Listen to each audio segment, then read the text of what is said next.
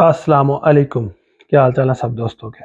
आज हम अपने नए व्लॉग में बात करेंगे इटालियन एमिग्रेशन पे, जो इस साल डिक्रेतो फ्लूसी 2023 का जो नया कानून पास हुआ है, जो 27 मार्च 2023 से 31 दिसंबर 2023 तक खोली जाएगी। तकरीबन 9 माह से ज़्यादा ये इमिग्रेशन खुली रहेगी।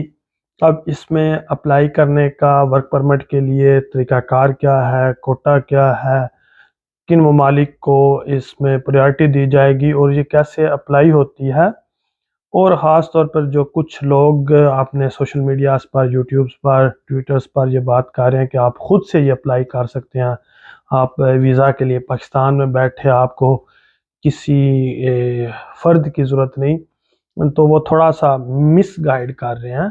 तो उस हवाले से भी हम बात करेंगे। तो सबसे पहले हम बात करते हैं इटालियन डिक्रेतो फ्लूसी, जो नया कानून पास हुआ है।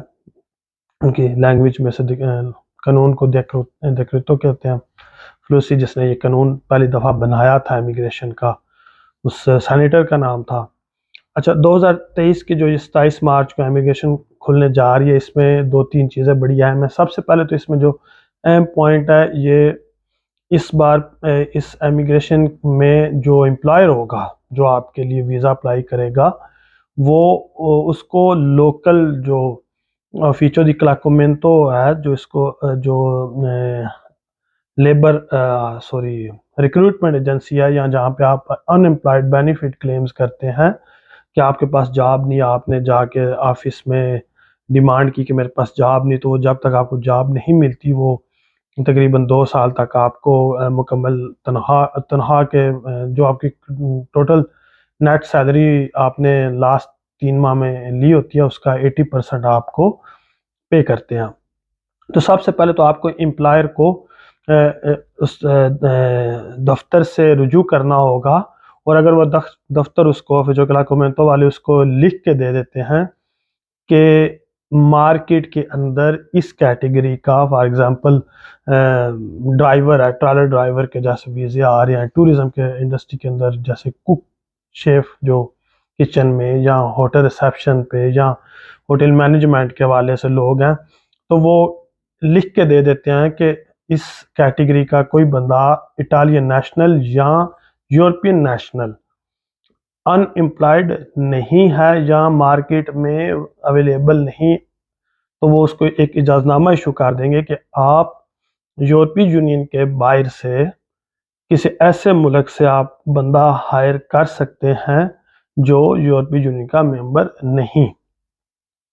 ये उसका तरीक़ाकार होता है। इस दफ़ा अब जो ये इमिग्रेशन खुली है, ये दो तरह की, बल्कि इसमें 3-4 कैटेगरीज़ हैं। सबसे पहले इसमें जो कैटेगरीज़ है, जो 44,000 44,000 जो वर्क परमिट इशू होंगे, वो हैं सीजनल वर्क परमिट, जो कि ऐसे बिजनेसेस को जो पूरा साल काम नहीं करते, ज़्यादातर 8 से 9 माह जिनका काम होता है, जैसे एग्रीकल्चर है, ज़राअत के बाद, और ज़राअत से मुतल्लिका जो सनतें हैं, जो महदूद मुद्दत के लिए साल में वर्क करती हैं, उन्हें पूरा साल वर्क फोर्स नहीं चाहिए होती। फिर टूरिज़्म में है, होटलिंग है, रेस्टोरेंट है, टूरिज़्म से रिलेटेड जो दूसरी सनतें हैं, उनमें उनके लिए ये सीजनल वीज़ा होगा।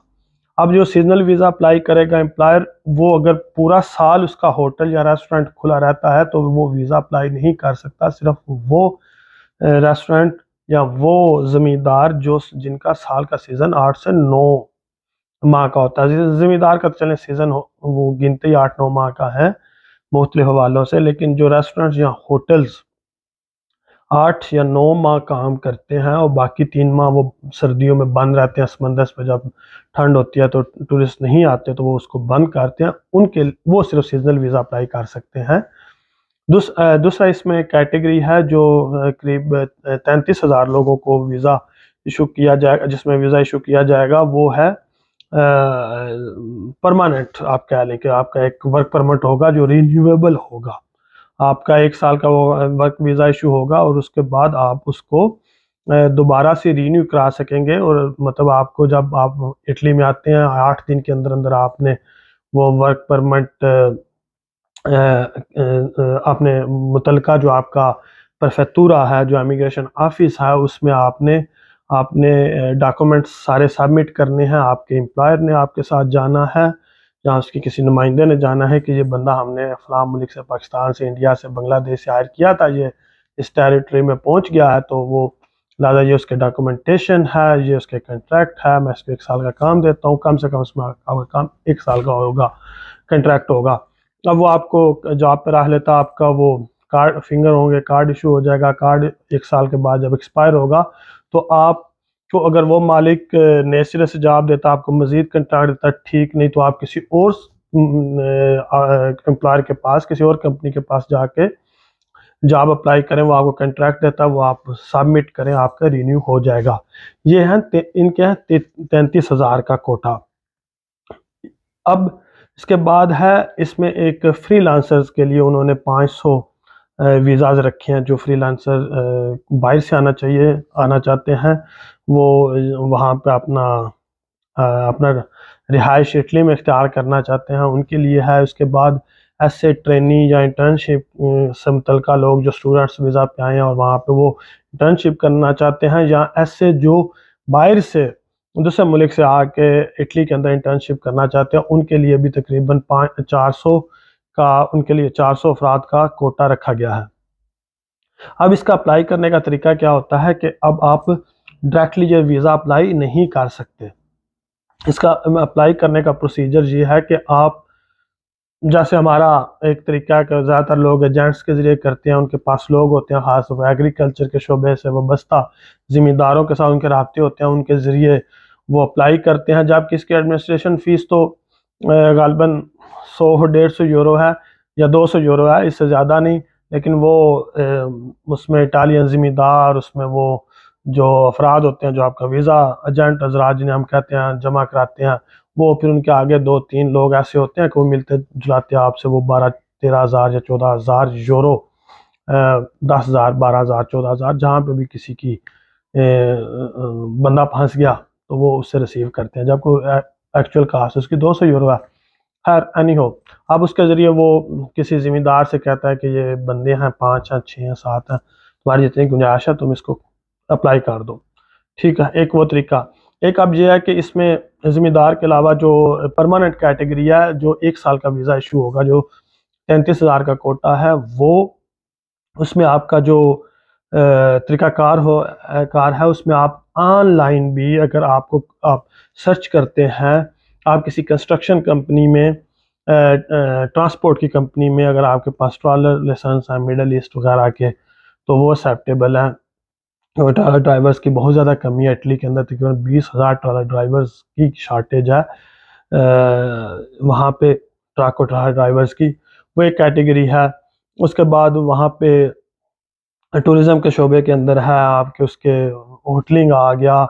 उसके बाद जो है रिटेल के शोबा में है, तो अब उसमें आपने ऑनलाइन आप जॉब सर्च कर लें।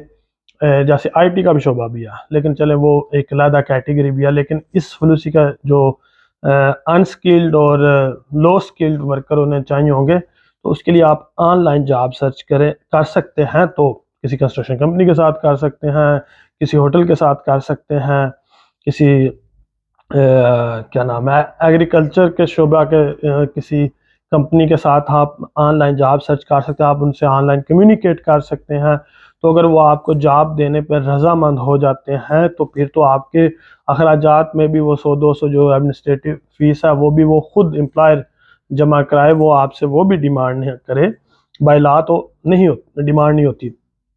तो आप एक टिकट के ज़रिए आ सकते हैं। अब उसके लिए आपको इंटरनेट पे सर्च करना होगी। आप ज़्यादातर जो ज़िम्मेदार हैं, वो तो इंग्लिश इतनी ज़्यादा नहीं जानते। शायद किसी का कोई हो जो एक्सपोर्ट के वाले से थोड़ा उसका सब्ज़ी फ्रूट का काम हो, तो वो इंग्लिश जानते हो, अदरवाइज़ इंग्लिश का इशू है। लेकिन जो कंस्ट्रक्शन कंपनीज़ हैं बड़ी, उसमें आप अप्लाई कर सकते हैं। आप सिविल इंजीनियर हैं, आप कोई आपके पास हुनरमंदी है, आप इलेक्ट्रिशियन हैं, आप प्लम्बर हैं, तो आप अप्लाई कर सकते हैं। अब वो तरीक़ाकार वही जो मैंने पहले बता दिया, वो आपने मुतलका जो सरकारी इदारा है लेबर्स का, जहाँ से वो लेबर रिक्रूटमेंट एजेंसी कह लें फ्यूचर क्लार्कमेंट, तो उससे पहले रिक्वेस्ट करेगा। वो 21 दिन रिक्वेस्ट रहेगी। अगर 21 दिन में उनको मुतलका वो लोकल मार्केट से उसको कोई बंदा नहीं प्रोवाइड करते, तो फिर वो उसको एम्प्लॉयर, आपके एम्प्लॉयर को या कंपनी को वो इजाज़तनामा दे देंगे कि आप यूरोपीय यूनियन के बाहर से किसी मुल्क से आप बंदा हायर कर सकते हैं। अब इसके अंदर जो तरीक़ाकार है वो ऑनलाइन अप्लाई होने वाला है, लेकिन ऑनलाइन आप नहीं करेंगे वीज़ा के लिए। वीज़ा डिमांड जो है वो आपका एम्प्लॉयर करेगा मिनिस्ट्री ऑफ इंटीरियर की वेबसाइट पर जाकर। उसमें वो अपनी सारी डॉक्यूमेंटेशन देगा, अपने कंपनी की हिस्ट्री देगा। जब उसको बाद में आपका फॉर एग्जांपल एक्सेप्ट हो जाता है, वो उसको प्रेफेक्टूरा बुलाएंगे, तो वो सारे डॉक्यूमेंटेशन लेके जाएगा, जिसमें उसने शो करना होगा कि उसकी कंपनी ने कभी टैक्स इन्वेजन नहीं की, टैक्स फ्रॉड नहीं किया, वो रेगुलर टैक्स पेयर है, उसके पास ऑलरेडी लोकल जो लोग हैं वो जॉब कर रहे हैं, मतलब उसकी एक आपने हिस्ट्री बताना होगी। तो फिर वो उसको वहाँ पे निलोस्ता इशू करेंगे। निलोस्ता उस पेपर को कहते हैं जो आमतौर पर वीज़ा कह लें, जो आपको एक कापी आपके एम्प्लॉयर को दी जाएगी, एक कापी जो मिनिस्ट्री ऑफ इंटीरियर है वो आपके मुतलका मुल्क की एम्बेसी में भेज देगी। फॉर एग्जांपल पाकिस्तान है तो इस्लामाबाद वाली एम्बेसी में भेज देगी, और एक कापी आपके एम्प्लॉयर को, आपका एम्प्लॉयर आपको, अगर आपने ऑनलाइन अप्लाई किया तो आपको कोरियर कर देगा ओरिजिनल कापी। अगर आपने किसी बंदे के ज़रिए, एजेंट के ज़रिए किया तो आपको एजेंट से मिलेगा। तो फिर आपने वो वीज़ा अप्लाई करना है। अब इसमें कोटा सिस्टम क्या है? इसमें कोटा सिस्टम है ऐसे ममालिक जिन्होंने इटली के साथ इलीगल इमिग्रेंट्स के हवाले से मुआहदात किए हैं कि अगर इटली किसी को इलीगल शख्स को डिपोर्ट करना चाहे अपनी टेरिटरी से, तो वो मुल्क उस पर रजिस्ट नहीं करेगा, या वो दूसरा वो अपने एयरपोर्ट्स पर कंट्रोल बढ़ाएंगे, इलीगल इमिग्रेंट्स को अपने मुल्क से, अपने एयरपोर्ट से इटली नहीं आने देंगे, जहाज़ पर सवार नहीं होना देंगे। तो वो उनके लिए ज़्यादा वीज़ाज़ हैं, उसमें पाकिस्तान भी शामिल है, इंडिया भी शामिल है, बांग्लादेश शामिल है, मराकश है, ट्यूनिस है, अलजायर है, तकरीबन उसमें दुनिया के 38 ममालिक शामिल हैं। वो जो कोटा का बड़ा हिस्सा जो है वो इसमें इनको दिया जाएगा, और निस्बतन कम हिस्सा ऐसे दूसरे ममालिक को दिया जाएगा जो अभी 2023 में ऐसे एग्रीमेंट्स में दाखिल होना चाह रहे हैं या उनसे निगोशिएशन हो रही है। इसके और इसका इटली के अंदर जो सबसे बड़ा प्रॉब्लम है कि इनकी जब ये इमिग्रेशन खुलती है वर्क परमिट की, तो इनका टाइम पीरियड बहुत लंबा है निस्बतन दूसरे ममालिक के। आपको रिप्लाई आने में आए तो 1 माह बाद आ जाए, ना आने में आए तो 2 साल बाद आए, और चाहे तो आए ही ना। आप 2 साल इंतज़ार भी किया और आपको वर्क परमिट आपका इशू नहीं हुआ। ये इसका डिसएडवांटेज है इटालियन वर्क परमिट का, कि इनके जो साबिक रिकॉर्ड्स हैं, जैसे मैं आया था 2006 वाली डिक्रीतो फ्लूसी में, मुझे पौने 2 साल इंतज़ार करना पड़ा, और पौने 2 साल बाद मेरा वर्क वीज़ा इशू हुआ था। कुछ का 3 माह बाद हो गया था। लेकिन ये इसमें बहुत लंबा टाइम है, ऑनलाइन एप्लीकेशन है, कोई फाइल नहीं, आपका एम्प्लॉयर नहीं जाएगा किसी ऑफिस में पूछने कि आप कब भेज रहे हैं, कब आएगा। तो ये लिहाजा एक इशू है। लेकिन इस दफ़ा 82,000 वीज़ाज़ इशू किए जाएंगे मुख्तलिफ़ कैटेगरीज़ में, लो स्किल्ड और अनस्किल्ड के लिए और ट्रेनिज़ के लिए। जो आपके जो स्किल्ड और प्रोफेशनल वर्कर्स हैं उनके लिए अलग से यूरोपीय यूनियन की सतह पे ब्लू कार्ड स्कीम है, वो एक अलग चीज़ है। उस पर हम ज़रूर जल्दी इस पर एक व्लॉग करेंगे कि जो प्रोफेशनल्स हैं मुख्तलिफ़ शोबाजात के, IT, डॉक्टर्स, इंजीनियर्स, उनके लिए ब्लू कार्ड कैसे हासिल करना मुमकिन है। तो आज के हमारे व्लॉग देखने का शुक्रिया। फिर मिलेंगे अगले व्लॉग में। अल्लाह हाफ़िज़।